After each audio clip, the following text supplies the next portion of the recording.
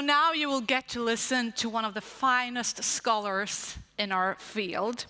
She is the recipient of numerous awards, as you may know, and she has authored over 200 peer-reviewed articles. That's amazing. 6 edited books and 70 chapters on bullying, homophobic teasing, sexual harassment, dating violence, and gang violence.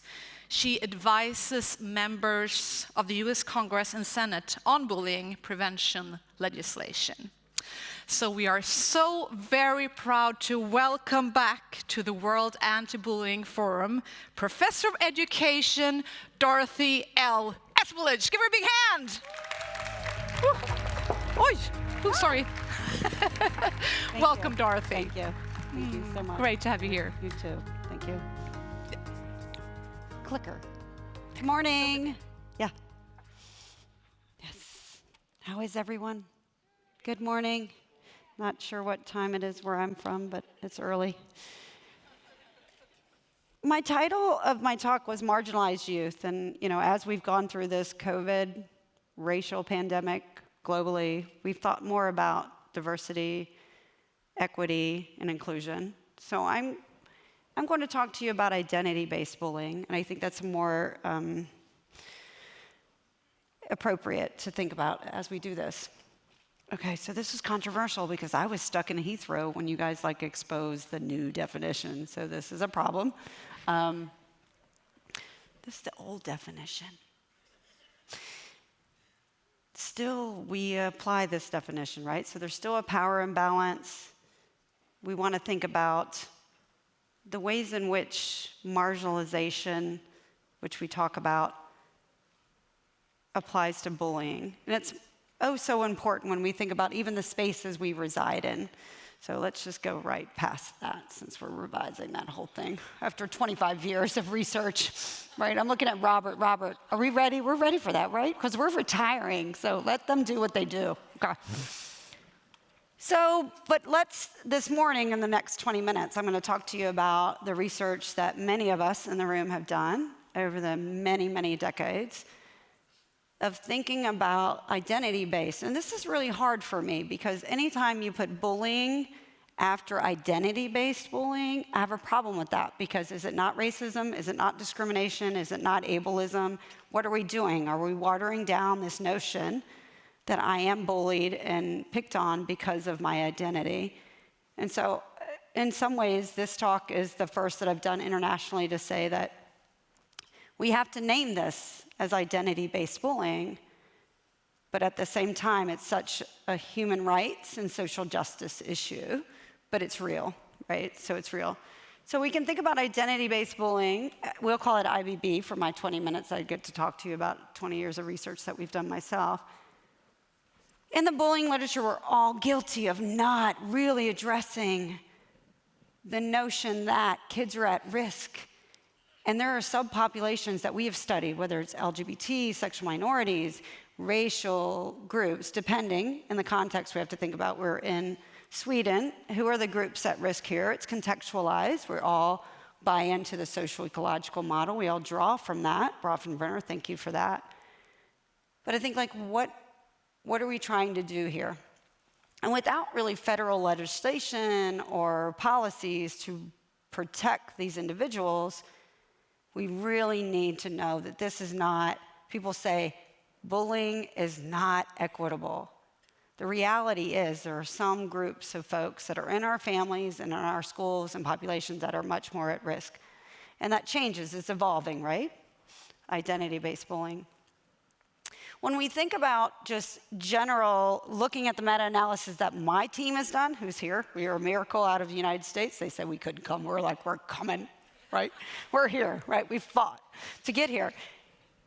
We know that from the meta-analysis we've done and others that just general garden, I even hate to say this, garden variety victimization is associated with adverse outcomes, whether it's depression, anxiety, suicidality. The minute they pinpoint your social identity, what's disability, gender, and sexual minority youth, the risk for all of these adverse outcomes go through the roof. There's something about being different that places it so much more risk. We have to pay attention to that. So it's not, and of course, we come from a big country where we reside in the state of North Carolina. By the way, there are no gay people in North Carolina. Are there any gay people in North Carolina? No. We came from Illinois. There's some gay people there. We protected their identity. But in our state, North Carolina, there's no gay people, right? So you have to understand, like, even in your context of Sweden, what does it look like within where we're at and the other places? So understanding that context matters over time.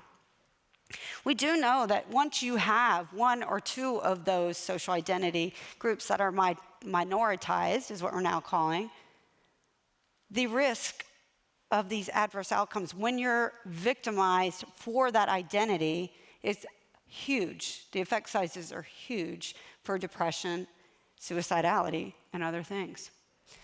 It comes down to this. I have 20 minutes, right? It took me 4 days to get here. Let's talk about it in 20 minutes, okay?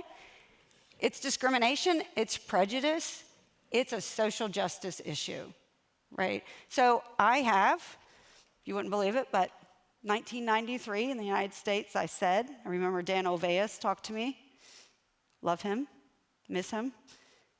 He said, what are you studying? I said, bullying in the United States. 1993, bullying in the United States was not an issue. This is part of growing up. This is how the issue is. It's now a discrimination, social justice issue that we need to address. So that marginalized, minoritized issue is discrimination.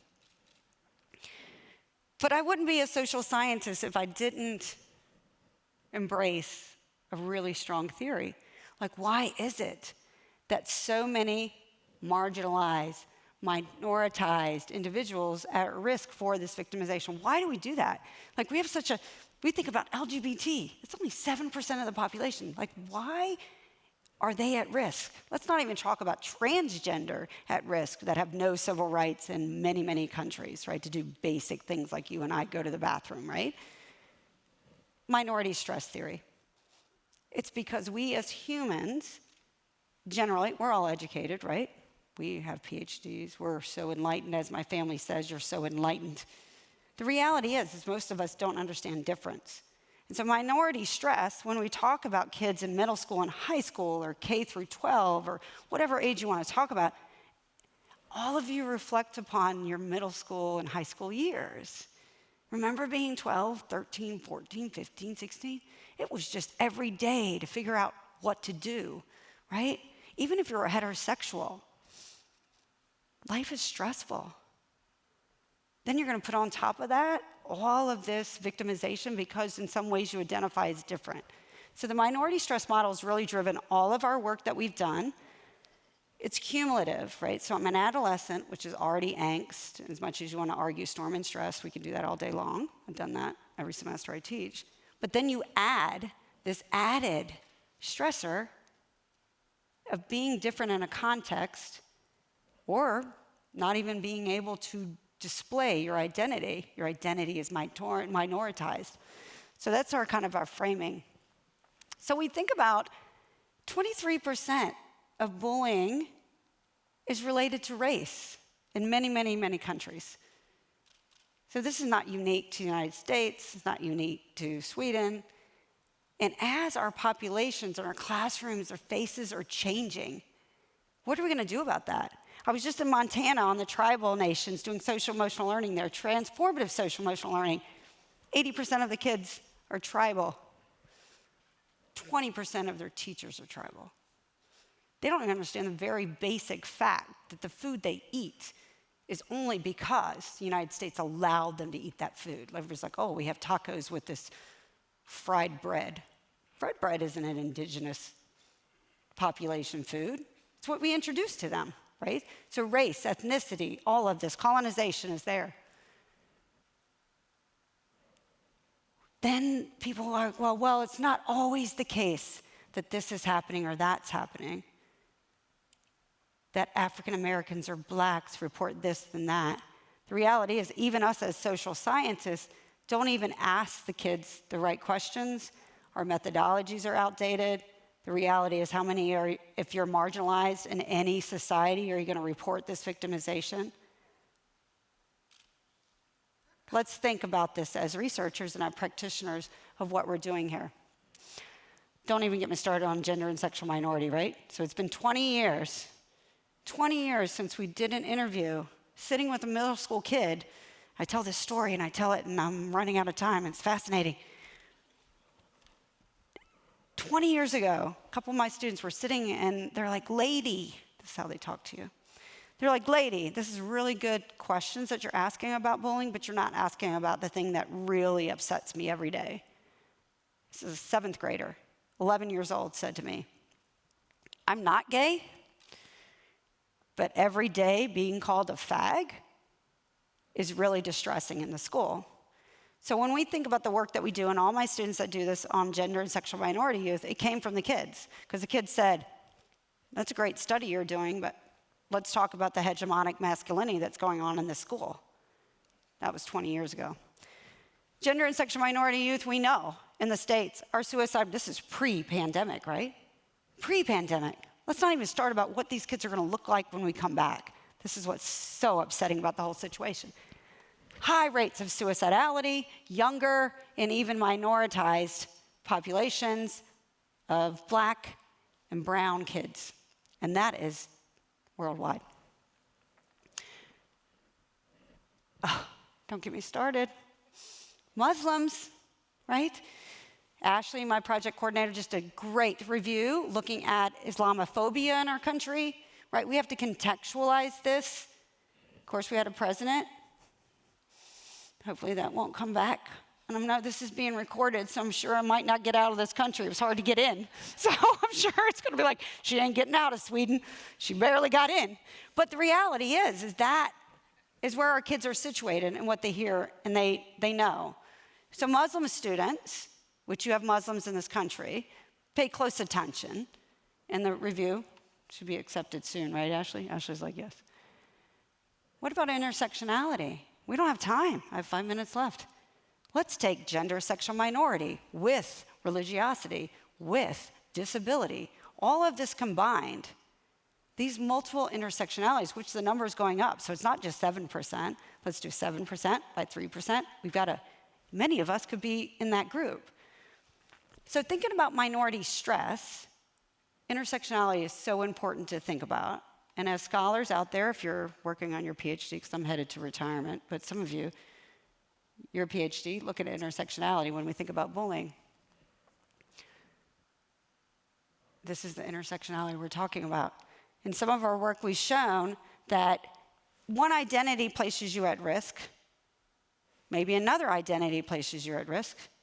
If you're bullied within that context of those intersectionalities, unfortunately, in our work, they show that it's higher rates of depression and anxiety and suicidality. And as much as we think about the protection of school climate and school safety, we need to do more, right? These universal programs that are like everybody needs to be kind, the kind movement, the bystander movement. And you've heard from Christina Samavali's team, there's still chronically victimized kids that are not touched by our programs. We need to be more deliberate about thinking about these identities over time. I put AI up here because I just came from Montana and hung out with a bunch of tribal kids that showed me how to do things with things. Anyway. One, we don't know a lot about this population, and you have to think about your population of why we're on this land and where you came here and who we took over. And when I was learning how to dry meat with a 2nd grader 2 weeks ago, and he was like, don't be afraid, it's okay, it's just raw meat. And I was like, oh my gosh, this is brilliant. And I listened to their voices of their cultural identity that was taken from them. And we know that American indigenous populations have been stripped of their identity or victimized just because of their identity. A voice we haven't heard, largely because they don't trust researchers like myself that have colonized them, right? When we talk about marginalized youth, we often talk about gender and sexual minority youth, disabilities, racial, ethnic. We don't talk about weight stigma. remember that kids are still victimized because of the way that they present themselves with weight. Overweight, obese, still in 2021 is a really high percentage of kids that are victimized, just so you know. This is the reality. When we talk about marginalized, minoritized, again, it's 2021. I remember turning to a colleague in 1993. I'm so old. Anyway, 1993, and I said, oh, there's this guy called Dan Oveus. He's talking about the whipping boys. This is 1993. This has been 28 years ago. When I was a graduate student at Indiana University, and I said, there's this guy talking about the whipping boys. They're like, what is that? I was like, they're calling it bullying. I want to develop a scale in the States to study this. And I almost didn't get tenure because they're like, how is bullying different than aggression? I was like, no, it looks really different. Right. So 28 years later, I say to you, if we're actually going to do anything different, your definition aside, I'm not going to solve the definitional issue. You can talk to me when I'm in Florida at a beach, okay?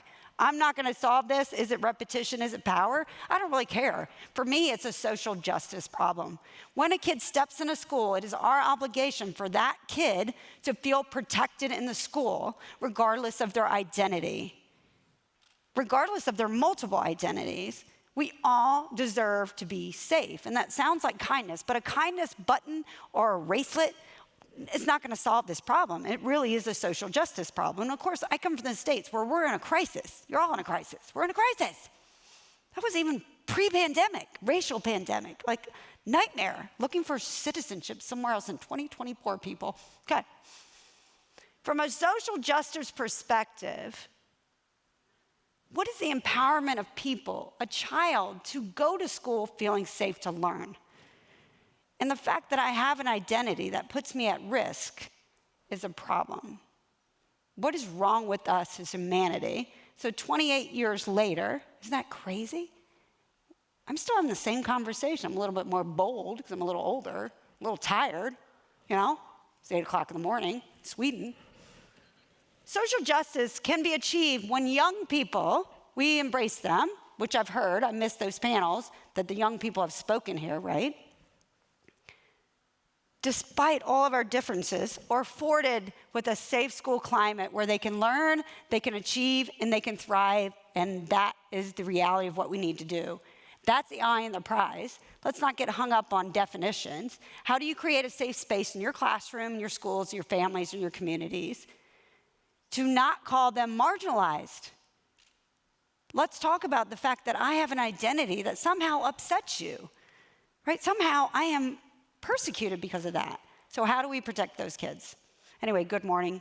Good morning, Sweden. I feel like I want to do a talk show like, good morning, Sweden. Yes, we're here. So it's good to see you all. Thank you for having me. And let's just create safe spaces. Dorothy, please stay on stage. Okay. I'm not going to let you go. I'm not going to let you go. I have some questions for you. What energy boosts. Don't you love Dorothy? I do. So, Dorothy, what should we do? I mean, you're right. I mean, no matter what we define it, we know what the problem is. So what is the most important action to take for all of us when we get back to our daily work and to make the difference? When we get back. So interesting. What's that going to look like? Yeah. It's different here, right? Like, it's so different. You know, we've just been in the schools. We've been really lucky to interact with kids and the pandemic. And it's going to be a lot of work. Like now, number one reason of being bullied now is people say you have COVID in the States.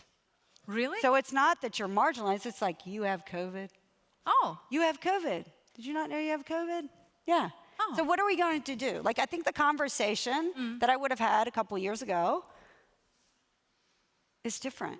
Like, we're different. Maybe it's different in Sweden because, you know, guys don't wear masks. But like, no, we don't do masks. We just, you know, keep distance. And right, sometimes. So we were just interacting with kids. So it's still, they use the N-word to refer to black kids. They say you have COVID. That's a way of, so the kids are coming back after lockdown in many of our countries, and we don't know what to do. The teachers, we just surveyed, Alberto's here, we just surveyed 30,000 teachers and administrators. All of them have coded all this work in the United States pre-COVID, during COVID, or not even post-COVID, I'd say it was still COVID. They want to quit their profession. What's it like if you have a teacher in the classroom that doesn't want to be there? Do you think that they're going to protect you anyway when their mental health is compromised? So I think we have so much work to do. I think about it, doing it for 28 years. I was like, this is a whole different landscape. I didn't train for this. No. Did anybody train for a racial COVID pandemic? None of us did. None of us trained for this, right? So, not to be downy, it's so early to be so negative. Do you think like the pandemic, I thought that people would, long to be together again, that we would be maybe more forgiving towards each other and, celebrate differences, but no, you don't see that tendency? No, I think we see it in the university. Yeah, that's good. I think we see it at the university, so like part of their brain is developed at the age of 18, 20, they mostly just don't want to live with their parents anymore, so they're so excited. But I think the kids have no idea. They've been at home, they're unregulated, like, no. And we weren't doing that well, so this is what they're not going to tell you here. So the effect sizes in bullying prevention are very low, right? And you guys in this country and Europe, you do very well at reducing bullying, not all the chronically victimized kids. I come from North America where we're not as, Yeah, you had that issue that you were sort of mentioning that prominent figures in your country maybe weren't leading the way just when it came to anti-bullying. So of course that reflects upon everybody in this. I know. Let's be more well. positive though. Don't maybe. Okay. So what do you think is the most common mistake that we all do when it comes to bullying? What should we think about? I mean, practitioners, regular people, teachers, all of us. So a lot of our work, because of this frustration, has moved into protective factors, right? So much of our work, we don't do risk anymore. We know the risk. We know what I talked about, the risk. But how do you build protection? And it kind of comes down to just having one trusted adult in a building. It's amazing, right? So we can go back to David Schwartz's stuff in the mid-1990s, again, dating myself, but if a kid feels as there's one adult in that building, one, not multiple, one, that they can turn to when they're victimized or whatever they have going on. So it's about relationship building. This is about common sense. Yeah. Like, how do we thrive? How do we get through the day? It's our relationships, it's our partners, it's our family. How do we build that in every kid's life? And the reality is that there's so many isolated kids that we don't pay attention because they're not troublemakers. But how do we build relationships? So our lab does that. We do that with peer leaders, training the peers to be that person. And we're reading the narratives of, I see an isolated kid. And this isn't like the Today Show, like, I see a kid and I'm going to bring him into lunch. No, this is the reality of building the space of relationships. We all need it. Yeah. It's a no-brainer. Doesn't take 200 articles. You know what I mean? No, you're right. I mean, it's pretty basic. Right. Yeah. So how do we find more leadership? I mean, where do you find your energy? As you have been telling us, you have worked with this issue for such a long time, and still you just sparkle with it's the kids. kids. Yeah, it's the kids. Yeah. And so, I mean, I'm looking at my kids. Like, I call them kids. Sometimes I'll text my husband and say, "Oh, the kids are there. They're in Sweden." He was like, "Who are the kids? We don't have kids." I'm like, "Oh, I mean my student." The reality is, when you're in front of kids, many of you are researchers, when you sit with them, they have such brilliant, great ideas about how to create a safe space. And so Luce and I were doing online focus groups a couple weeks ago with brown and black kids, and they were talking about their experiences of racism, and they just said, like, mind your own business is what they told us. But they also said, like, just create a space where you can build resilience in yourself. Yeah. These are 10 and 11-year-olds, right? This is the reality. And many of us get busy with our papers and writing the research. Talk to the kids. Yeah. talking about kids, we had 2 young females here on stage Monday evening, or just before we went to dinner, and they talked about Stop the Bee, and and the whole key to success for her that had been bullied was speaking up, you know, and sharing all her experiences online on social media. How do we encourage more people to take power, to just, you know, let it out? Right. We were talking about maybe there should be like a new Me Too movement to speak up, to share what we have been experienced, to, you know, Absolutely. change the world. Well, we as adults need to support that, right? So I heard all about this. I think I was in the Heathrow airport watching it on Twitter. I was like, I want to be there. Yeah. So I want to meet these you two have to. beautiful individuals. As adults, we have to support them, because one thing they got right in the definition is power. Who has the power? Let's give the power to the kids. So we do youth-driven movements. They guide, they know what's happening in the schools. They know more than we know as researchers, as practitioners, as teachers. How do we support Stop the Beat?